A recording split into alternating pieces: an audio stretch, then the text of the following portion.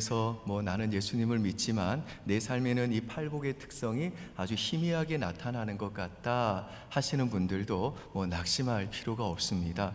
우리가 정말 성령으로 거듭나서 예수 그리스도의 생명이 우리 안에 심어져 있고 또 그 생명이 자라고 있다면 우리는요, 이 팔복을 더 사모하게 될 것이고 또 이 팔복의 사람들로 이 점진적으로 서서히 변해가는 내 모습을 보게 될 것입니다.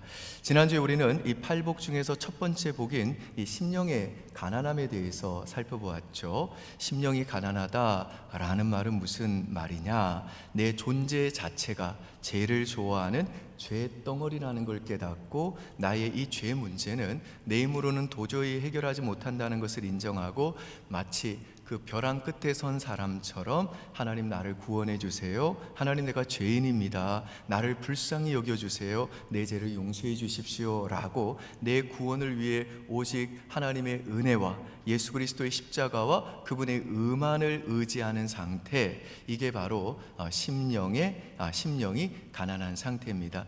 그리고 우리 권사님 기도해 주신 것처럼 이렇게 심령이 파산 선고를 받은 것 같아서 도움을 받을 만한 데가 아무 데도 없는 그 절체절명의 위기에 빠져가지고 그저 빈손 들고 예수께 나온 그 심령이 가난한 자들에게 우리 하나님은 뭘 주시냐? 어떤 복을 주시냐? 천국을 일부가 아니라 그 천국 자체를 아예 통째로 주십니다. 그래서 심령이 가난한 자는 복이 있는데 왜 그러냐? 바로 하나님께서 그들에게 천국을 주시기 때문이다. 예수님이 말씀하시는 거죠. 자, 오늘 이 시간에는 이 팔복 중에 두 번째 해당하는 애통하는 자가 받는 복에 대해서 생각해 보고자 합니다. 우리 3절과 4절 한번 보실까요? 같이 한번 읽습니다. 시작.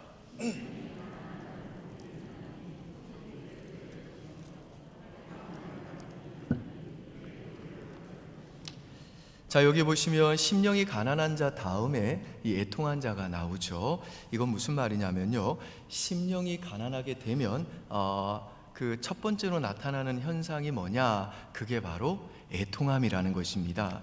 여기에서 이 애통이라는 단어는 슬퍼하다라는 뜻입니다. 그런데 이 애통이라는 단어는요, 모든 종류의 슬픔을 의미하기보다는 특별히 죄와 관련해서 죄를 확신하고 슬퍼하다, 죄로 인해 양심의 가책을 느껴 괴로워하다, 이런 뜻입니다. 그래서 여기에서 말하는 이 애통함은 하나님의 은혜로 말미암아 이제 심령이 가난하게 된 자들이 하나님과 자신 사이를 가로막고 있는 그 죄 때문에 가지게 되는 애통함입니다. 그러니까 이 심령이 가난한 자들은 이제 하나님의 통치에 온전히 복종하면서 하나님을 정말 사랑하면서 그분의 말씀에 순종하며 살고 싶지만 그럴 수 없도록 만드는 죄가 여전히 자신 안에 있다는 것 때문에 애통하면서 이미 심령이 가난할 때 그 마음에 자리 잡고 있었던 눈물 주머니가 쏟아져 나온다는 것입니다. 그런데 이렇게 애통하는 자는 복이 있는데, 왜냐하면 애통하는 자는 위로를 받을 것이기 때문입니다. 그리고 애통하는 자들에게 주어지는 이 위로는 인간적인 위로가 아니라 하나님으로부터 온 위로입니다. 하늘 위로라는 것입니다. 자, 그러면 이 애통하는 자들이 받는 이 하늘 위로는 구체적으로 어떤 것일까요? 두 가지로 정리할 수 있는데요. 첫 번째는 애통하는 자에게는 하나님께서 보혜사 성령님을 통해 위로해 주십니다. 오늘 본문에 나오는 이 위로라고 하는 단어는 헬라어로 이 파라칼레오라는 단어인데요, 이게 무슨 뜻이냐면요, 옆에서 부르다라는 뜻입니다. 내 옆에서 부르다라는 뜻이에요. 근데 우리가 성령님을 가리켜서 보혜사라고 그러잖아요. 이 보혜사라는 말은 헬라어로 이 파라클레이토스라고 하는 단어인데요, 이 단어는 파라칼레오의 명사형입니다. 그러니까 오늘 본문에 기록된 이 위로라는 단어와 이 성령님의 성령님의 호칭에 해당하는 이 그 보혜사, 별명에 해당하는 이 보혜사라는 단어는 똑같다라는 거죠. 여러분, 보혜사라는 말이 무슨 뜻이죠? 보혜사라는 것은 한자로 보호하고 은혜를 베푸는 스승이라는 뜻입니다. 근데 이 보혜사라는 단어는요, 사실 한국말로 번역할 때 딱 적절한 단어를 찾기가 거의 불가능합니다. 그래서 성경에서는요, 이 보혜사라는 단어를 어떻게 번역했냐면 대언자, 변호사, 상담자, 위로자라고 다양하게 번역을 했습니다. 그만큼 이 보혜사라고 하는 이 단어 안에는 성령님의 여러 가지 역할이 다 들어가 있다는 말입니다. 그러니까 성령님은 어떤 분이시냐? 언제나 우리 곁에 계셔서 우리에게 스승처럼 가르침을 주시고, 또 부모처럼 우리를 도와주시고, 또 우리의 상담자가 되어주시고, 또 변호사처럼 우리를 위해 중보해 주시고 변호해 주심으로 우리를 위로해 주시는 분이다 라는 뜻입니다. 여러분, 그러면 우리가 애통할 때 이 성령님은 우리 곁에서 또 우리 안에서 어떻게 우리를 위로해 주실까요? 레이 오틀런드라고 하는 분이 온유하고 겸손하니 라는 책을 쓰셨는데요, 거기에서 이 레이 오틀런드가 이 질문에 대해서 이렇게 답변을 합니다. 한번 보시죠. 우리는 그리스도의 마음을 성령님으로 말미암아 단지 듣기만 하지 않고 볼 수 있고, 보기만 하지 않고 느낄 수 있으며, 느끼기만 하는 정도가 아니고 즐길 수 있다.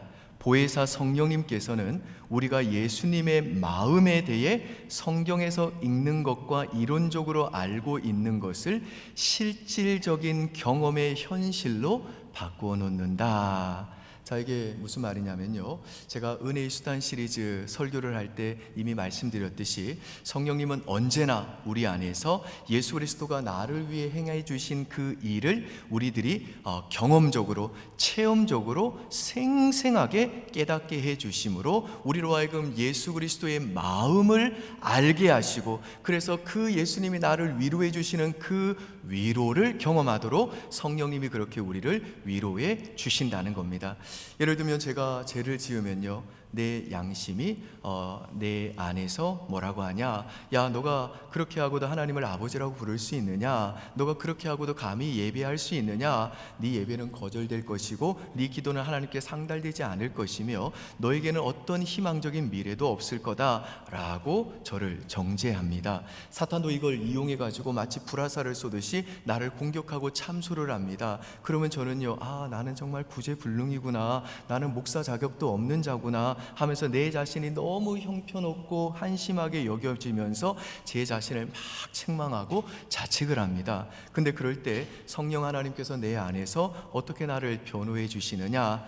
아니하지연아, 물론 너는 죄인이지만 너를 위해서 하나님의 영원하신 아들이신 예수 그리스도께서 고귀한 피를 흘렸단다. 너의 정체성은 너의 행위에 달려있는 게 아니고 예수 그리스도께서 너를 위해 행하신 일에 달려있는 거야. 그리고 예수 그리스도는 네가 죄 지을 때마다 너에게 짜증내는 것이 아니라 오히려 더 간절한 마음으로 하느님 우편에서 너를 위해 변호하고 계셔. 그 흘리신 보혈로 말미암아 네가 하나님 앞에 받아들일 수 있도록 변호하고 계신다고. 그래서 하나님이 너를 보실 때에는 언제나 예수 그리스도만큼 아름답고, 예수 그리스도만큼 의롭고, 예수 그리스도만큼 깨끗하고, 예수 그리스도만큼 사랑스러운 하나님의 자녀로 보셔. 이렇게 우리를 위로해 주신다는 것입니다. 아멘이세요, 여러분? 아멘. 오늘 집사님께서 저희 교회 집사님은 아니세요. 오늘 집사님이 이 경제적인 문제 때문에 빚이 너무 많아가지고 민사 소송에 휘말렸습니다. 그래서 법정에 간 거예요. 뭐 형사 재판은 아니니까 감옥에 갈 걱정은 없습니다만은 이 민사 소송은요, 아시는 분은 알겠지만 이게 잘못 휩싸이게 되면요, 빚이 어마어마해지고 또 사실상 감옥에 가는 것만큼이나 더 고통스러운 일이잖아요.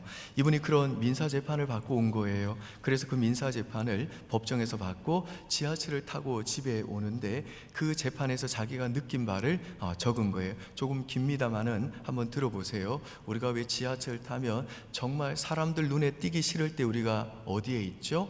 지하철에서 그 다음 칸으로 가는 그 중간에 칸이 하나 있잖아요. 거기 보통 이렇게 있을 때가 있는데 이분이 그랬던 것 같아요. 한번 들어보십시오. 국선 변호사조차 아무런 동정 없는 차디찬 표정으로 내리깔며 나를 흘겨보던 그 공간에서 난생 처음 경험하는 법원의 시퍼런 압박과 판사의 짜증 섞인 질문들 사이에서 느꼈던 그 존재의 서러움은 나를 저 어두운 밑바닥까지 끌고 가기에 부족함이 없었다. 처음 경험하는 엄중한 심판의 공포였다. 그렇게 소송에서 보란듯이 패소하고 돌아오는 지하철 안의 칸 사이에서 이제 막 신혼 살림을 시작해 맑고 큰 눈으로 나만 쳐다보며 집에서 기다리고 있을 아내에게 어떻게 이야기를 꺼내야 할지 막막한 마음 부여잡고 나도 모르게 찌질하게 흐느끼던 그날이 아직도 기억난다.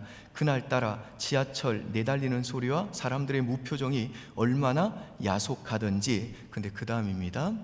그날이 또렷이 기억나는 이유는 따로 있었다. 너무나 억울하지만 법적으로는 패소할 수밖에 없었던 내 처지가 스스로 어찌나 가엾고 처량하든지 어린애 마냥 팔뚝으로 뚝뚝 흐르는 눈물을 닦으며 혼자 멍하니 있던 바로 그 순간의 경험 때문이었다. 자, 이제부터 한번 화면에서 그 이어서 하는 말을 한번 들어보시죠.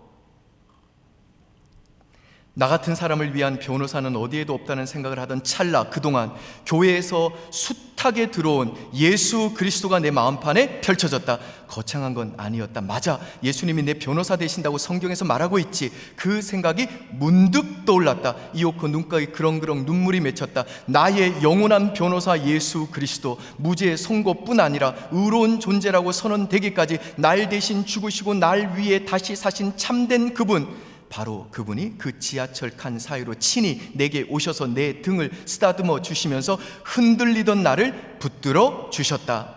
벌써 수년이 흘렀지만 그날의 경험은 여전히 내 존재를 지탱해 준다. 나는 그날로 다시 돌아가고 싶지는 않다. 시간이 흘러 이제 겨우 숨통이 트일 것 같기 때문이다. 그러나 거기 지하철 칸 사이에서 맛보았던 경이로운 위로는 가능하다면 날마다 다시 만져보고 싶다. 여러분, 이분의 마음에 그때 문득 예수님이 떠오를 때 도대체 누가 뒤에서 일하고 계셨을까요? 이 집사님의 마음에 문득 예수님이 떠올랐을 때 그때 이 집사님의 마음 안에 누가 계셨을까요? 보혜사 성령님이 이분 곁에서 이분의 손을 붙잡고 예수님께로 가고 있었던 것입니다. 보혜사 성령님이 이분 안에서 마치 고아와 같았던 이 집사님을 홀로 버려두지 않고 눈물 흘리는 그분을 홀로 그 지하철 칸 그 한가운데서 외롭게 두지 않고 예수님이 마치 지금 바로 내 옆에 있는 것처럼 느껴지고, 그리고 예수님이 직접 나한테 말씀해 주시는 것 같고 그분이 나를 안아주시고 붙잡아 주시는 것 같은 그 경이로운 하늘 위로를 생생하게 체험적으로 만질 수 있도록 하셨다라는 것입니다. 믿으시나요, 여러분? 아멘. 이와 같이 애통하는 자에게 하나님께서는 보혜사 성령님을 통해 위로해 주십니다. 두 번째, 애통하는 자에게는요, 하나님께서 천국의 소망으로 위로해 주십니다. 요한복음 11장 33절에서 35절 보시죠. 시작.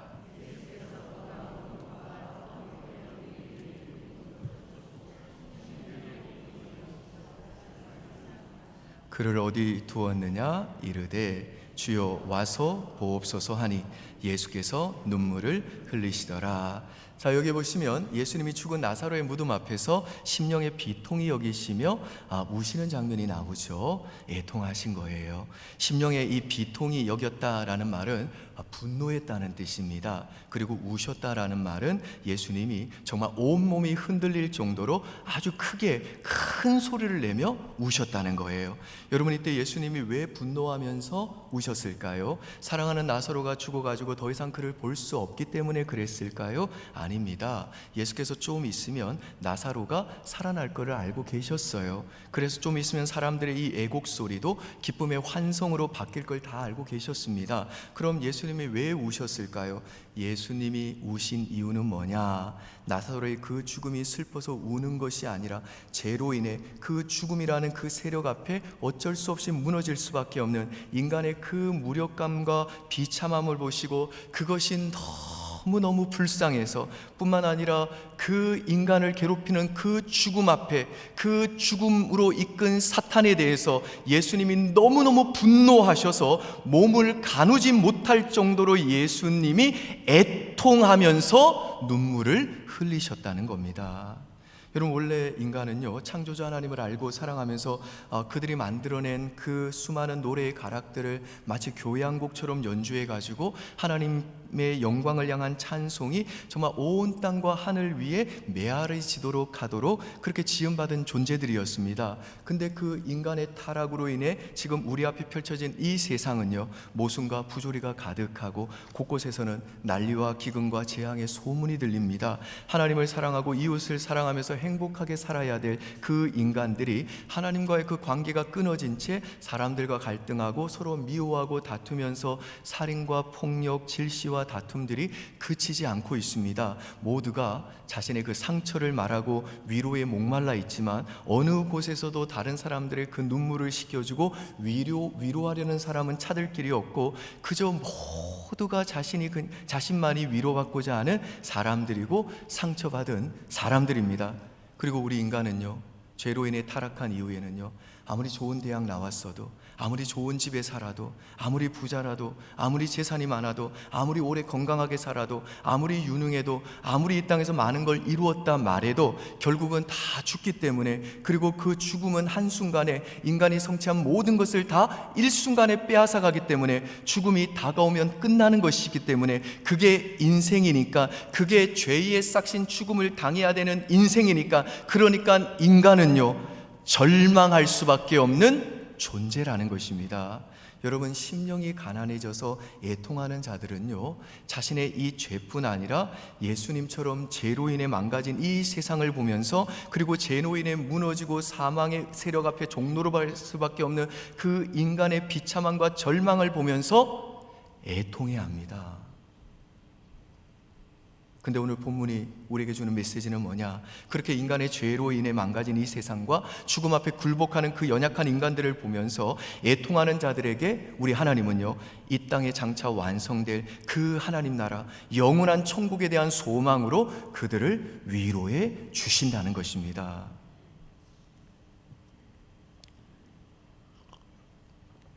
박효진 장로님이 쓰신 하나님이 고치지 못할 사람은 없다라는 책이 있습니다. 아마 이게 굉장히 오래된 책인데요, 여러분 중에는 읽어보신 분들도 계실 거예요. 박효진 장로님은 원래 이 비그리스도인이었습니다. 그래서 술 먹고 방탕하고 막 죄를 짓고 그러다가 정말 예수 그리스도의 놀라운 은혜로 그 삶이 완전히 뒤집혔어요. 그리고 나서 내가 이제 주님을 위해서 어떻게 살아야 될까 고민하다가 보니까 자기가 있던 자리가 어디냐, 청송 감옥소였던 거예요. 박 장로님이 거기 교도소 소장이었거든요. 게다가 당시 청송 감옥은요, 사형수들이 많은 곳으로 유명했습니다.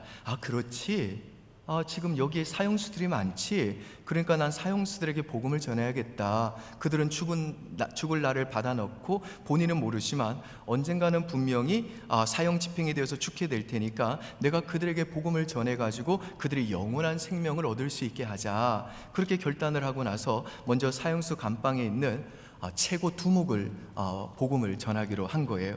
그래서 거기서 제일 센 놈, 센 캐죠, 그 두목을 불렀다는 거예요. 근데 이 사형수들이 진짜 무서운 사람들이래요. 어느 정도로 무섭냐면요, 나를 지키는 간수들한테 직접적으로 폭력을 행사하거나 대들면은 자기가 더 크게 고통을 당하니까 간수가 좀 괴롭게 하잖아요. 그럼 어떻게 했느냐, 누가 날 힘들게 했다 그러면 이 사형수들은요, 이쑤시개로 자기 눈코풀을 뚫는답니다.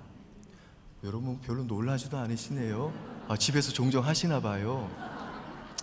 그리고 이제 더 심하면요, 이쑤시개로 입을 뚫는데요. 그러니까 네가 날 힘들게 해? 야, 나는 더 이상 잃을 게 없는 사람이야. 그럼 난 너한테 말 안 해. 난 너 보지 않을 거야. 그래서 네가 나를 볼 때마다 고통을 당하게 할 거야. 사형수들은요, 그렇게 자기를 그렇게 스스로 자해할 정도로 아주 무서운 사람들이랍니다. 그런데 그 중에서 제일 센 놈을 불러다가 이 박효준 장로님이 어떻게 복음을 전할까 막 기도하다가 딱 불러놓고, 오케이, 그러면 내가 그냥 인생의 본질을 얘기해야겠다. 인간의 실존에 대해서 얘기해야겠다. 그래서 이제 이름은 가명이에요. 두영아, 네 죽을 준비 됐나? 그러니까 그 순간 앞에 있는 이 사형수가요, 눈이 무섭게 변하더래요. 그리고 마음의 빗장이 척 하고 닫히는 느낌이 딱 오더래요. 이 사형수들 사이에서는요, 절대로 하지 말아야 될 말이 있는데 그게 죽음이라는 단어랍니다. 왜냐하면 죽음을 생각하고 싶지가 않는 거예요. 죽음을 최대한 그래도 밀어내면 이 작은 깜빵 아니지만 그나마 여기서도 만족하며 행복하게 살 수가 있다는 겁니다. 뭐 담배를 핀다든지 어디서 뭐 잡지를 구해서 본다든지 거기서 뭐 어떤 놀이를 한다든지 서로를 갈군다든지 어쨌든 사형수지만 거기가 삶의 터전인 거예요. 근데 그 사람에게 박 장로님이 얘기한 거죠. 네 죽을 준비 됐나 두영아? 그랬더니 그 사형수 마음이 딱 닫히니까 박효진 장로님이 내가 너한테 하고 싶은 말이 있다 그러면서 이런 얘기를 하셨어요. 한번 책을 직접 인용해 드릴게요. 너만 사형수가 아니고 우리도 다 사형수다. 이 세상 모든 사람이 하나님 앞에서 죽을 날을 받아놓은 사형수다. 너희만 죽을 준비를 하는 게 아니고 나도 우리 모두도 다 죽을 준비를 해야 하는 거다. 두영아, 네 죽을 준비 됐나? 왜냐하면 너는 반드시 죽기 때문이다. 1년 후가 될 수가 있고 2년 후가 될 수가 있고 3년 후가 될 수도 있겠지만 하지만 너는 반드시 죽기 때문에 죽을 준비를 해야 된다. 두영아, 네 죽을 준비 됐나? 그런데 여러분, 제가 이 사형수보다 더 오래 산다는 보장이 있을까요? 여러분은 보장할 수 있나요? 아니요, 누구도 보장할 수 없는 거예요. 여러분, 저와 여러분이 오늘 이렇게 예배를 드리고 있습니다마는 내가 안전하게 우리 집에 다시 도착할 수 있다는 걸 누가 보장할 수 있겠어요? 우리가 안전하게 집에 도착한다는 것도 하나님의 은혜입니다. 여러분, 우리가 아무렇게 않게 그냥 눈을 감았다 떴다 감았다 떴다 감았다 떴다 잠들고 깨고 하는 게 그게 아무것도 아닌 것 같죠? 아닙니다. 내가 할 수 있는 건요, 눈을 감고 잠드는 데까지입니다. 내가 할 수 있는 건요, 눈 감고 잠드는 데까지가 나의 역할이고 내일 눈을 뜨는 것은 놀라우신 하나님의 은혜인 겁니다. 잠들고 나서 다시 눈 뜨고 일어나는 게 절대로 당연한 게 아니라는 겁니다. 그렇다면 제가 오늘 여러분에게 묻겠습니다. 여러분은 지금 당장 죽을 준비가 됐습니까? 여러분, 우리가 믿는 이 복음이 언제 복음으로서 그 능력이 빛나기 시작하는 줄 아십니까? 우리가 죽음을 정면으로 맞닥뜨리고 죽음을 진지하게 숙고하고 죽음에 대해서 우리가 깊이 묵상할 때입니다. 근데 오늘 우리 현대인들에게는요, 현대를 살아가는 우리 심지어 그리스도인들에게는요, 복음이 너무너무 맹숭맹숭한데 그 이유가 뭐냐? 이 땅의 것을 가지고는 절대로 넘어갈 수 없는 그 죽음, 영원한 절망을 계속해서 밀어내고 묵상하지 않고 그 절망과 그 죽음을 예수 그리스도께서 해결해 주셨다, 이것에 대해서 깊이 묵상하지 않으니까 복음이 그렇게 우리에게 맹숭맹숭한 겁니다. 여러분, 나는 죽게 될 겁니다. 여러분도 죽게 될 거예요.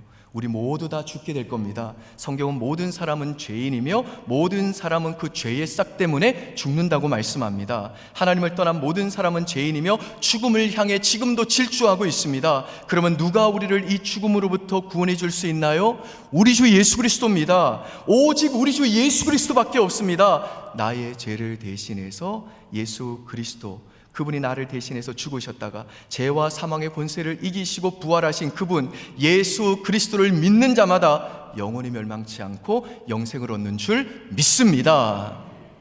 오직 예수의 이름을 부르는 자마다 나의 죄를 대신하셨고 나를 대신해서 죽으셨다가 죄와 사망의 그 권세를 이기시고 부활하셔서 내가 어긋난 길을 가던 것을 예수 그리스도가 온 몸으로 막아내시고 이제는 내 인생의 운전대를 예수 그리스도께서 잡으시고 영원한 하나님 나라 천국을 향해서 가는 겁니다. 여러분, 우리가 예수를 믿는다는 것은 무슨 뜻이냐면요, 예수 그리스도께서 내 인생의 주인이 되셔서 초보 운전자요, 무면허 운전자였던 박지원의 운전대를 딱 잡으시고 지원아, 넌 그냥 나를 따라와라. 그럼 저는요, 예수님, 넌 그냥 보조석에 앉아있으면 돼. 그러면 그분이 나의 목자가 되셔서 나를 푸른 초장과 실만한 물가로 인도하실 뿐만 아니라 박지연이라고 하는 이 인생의 핸들을 잡으시고 영원한 하나님 나라로 나를 끌고 가시는 겁니다. 이게 바로 예수 믿는 우리가 받는 진정한 하늘의 위로고 복이라는 것입니다. 물론 저와 여러분도 예수를 믿어도 죽습니다. 그러나 우리가 이 죽음이라는 관문을 통과하면요, 영원한 하나님 나라가 우리를 기다리고 있는 겁니다. 죽음이라고 하는 이 관문을 열면 영원한 회복, 영원한 사랑, 영원한 생명, 영원한 하나님 나라가 나를 기다리는 그 영원한 아버지의 집, 우리는 예수의 이름으로 거기에 들어갈 줄 믿습니다. 그리고 예수님이 장차 이 땅에 재림하시는 그날 우리의 몸도 다 부활해가지고 새하늘과 새 땅으로 이루어진 그 완전한 하나님 나라 천국에서 예수 그리스도와 영원토록 왕노릇하게 될 것입니다. 오늘 애통하는 자가 복이 있나니 그들이 위로를 받을 것이다 라는 예수님의 이 말씀의 의미는 뭐냐? 죄로 인해 망가진 이 세상과 내 죄뿐 아니라 그 죽음의 세력 앞에 굴복할 수밖에 없는 인간의 그 죄와 그 참상을 보면서 죄가 망가뜨린 그 모든 것이 다시 회복될 그 하나님 나라를 간절히 갈망하며 이 땅에서 애통하는 자들에게 우리 하나님께서는요, 이 영원한 천국의 소망으로 그들을 위로해 주신다는 것입니다. 믿으시나요, 여러분? 아멘. 근데 또 어떤 분은 그러세요. 목사님, 그러면 예수를 믿으면 죽는 게 고통스럽지 않나요? 아니요. 사는 게 고통스럽듯이 죽음도 고통스러울 것입니다. 사는 게 복이 없듯이 죽음도 우리에게 복이 올 것입니다. 삶이 피하고 싶듯이 죽음도 피하고 싶을 겁니다. 그러나 여러분, 우리가 부산 가려면요, 자동차를 타고 경부선을 타고 어디를 반드시 지나야 되죠? IC, 인터체인지 반드시 지나야 되잖아요. 마찬가지로 죽음은 가야 할 영원한 목적지 앞에 있는 인터체인지인 겁니다. IC인 겁니다. 우리가 천국에 들어가기 위해서는 이 죽음이라는 IC, 인터체인지를 반드시 그 관문을 지나가야 되는 겁니다. 죽음이라는 IC, 이 인터체인지를 지나가야 된다는 겁니다. 그것을 지나가면요, 하나님께서 우리를 위해 예비하신 가장 좋은 것들이 거기에 있다는 겁니다. 그러므로 우리는 지금 내 인생이라고 하는 이 자동차가 영원한 그 하나님 나라로 향해 가고 있는데, 고속도로에서 맛있는 걸 못 먹던지, 내 차가 연식이 오래돼가지고 스포츠카처럼 막 달리는 게 아니라 덜덜덜덜 가는지, 내가 힘들 길을 가던지 간에 나는 제대로 목적지만 가고 있으면 되는 겁니다. 근데 왜 스포츠카를 부러워하냐고요? 그 인간도 죽을 것입니다. 왜 나보다 휴게소에서 더 맛있는 걸 먹는 사람 부러워하고, 왜 더 좋은 차를, 더 좋은 집을 가지고 있는 사람들을 부러워하냐고요? 우리는요, 그냥 가장 좋은 목적지로 가고 있다, 이 소망 가지고 우리에게 주어진 이 인생길 노래하면서 견디면서 걸어갈 수 있는 겁니다. 내가 예수 그리스도의 은혜로 70년 살지 80년 살지 모르지만 내 수명을 다하고 주님께서 나에게 맡기신 이 사명을 이 땅에서 다 이루고 내 호흡이 끊어지고 죽음이라고 하는 그 인터체인지를 지나고 나면 하나님 나라 천국에서 주님이 나에게 가장 좋은 거 주실 겁니다.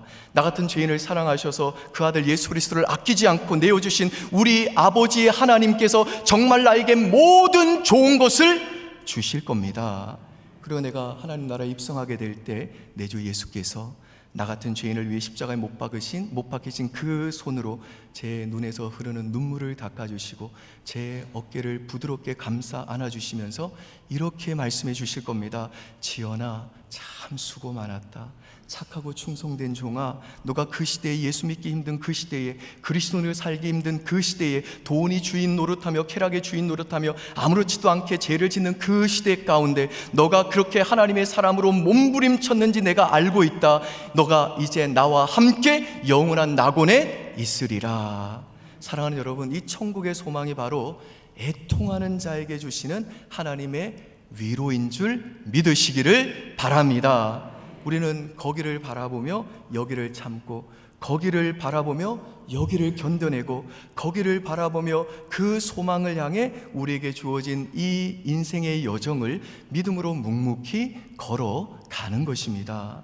바라기는, 사랑하는 여러분, 신자로 살아가는 그 날수가 더해질수록 우리가 정말 나이만 더 먹어가는 것이 아니라 내 죄뿐 아니라 죄로 인해 망가진 이 세상의 그 안타까운 현실과 죄로 인해 죽을 수밖에 없는 우리 주변의 그 사람들의 안타까운 현실과 참상을 보면서 슬퍼하는 우리 심령의 이 애통함도 더 깊어져서 정말 보혜사 성령님과 천국의 그 소망이 주는 이 하늘의 위로를 풍성히 이 땅에서 누리며 사는 저와 여러분 모두가 될 수 있기를 주의 이름으로 축원드립니다. 아멘. 기도하겠습니다.